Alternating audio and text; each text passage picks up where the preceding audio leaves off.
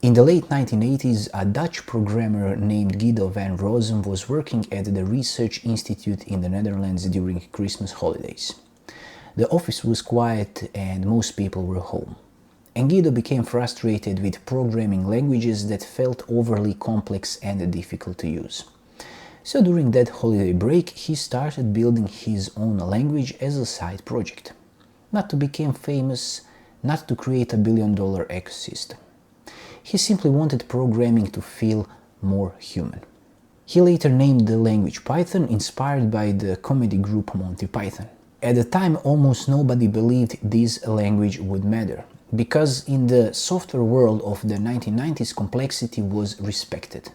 Powerful programmers used intimidating languages. Difficult syntax was considered intelligence. And Python looked too clean, too simple and almost childish. And yet, decades later, the same language created as a quiet holiday experiment would become the foundation of the AI revolution. That tiny side project now powers artificial intelligence, automation systems, scientific research, billion-dollar startups, YouTube algorithms, cybersecurity tools, financial systems, and more. And that story reveals something strange about the world. Sometimes the ideas people dismiss at first become the ideas that reshape the civilization. There is an old philosophical idea: humans confuse complexity with depth, and programming culture used to believe exactly that. The harder a language was to understand, the more serious it seemed.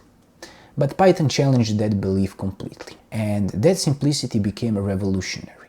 Because technology was no longer being built only for elite engineers.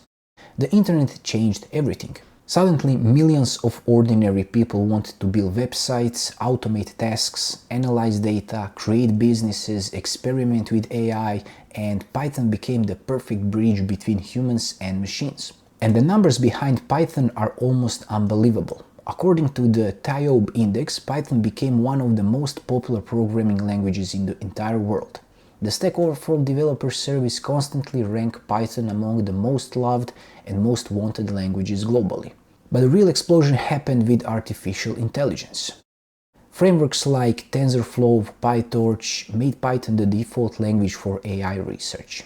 And here is the crazy part. Many of the engineers building the modern AI revolution are not using the fastest language.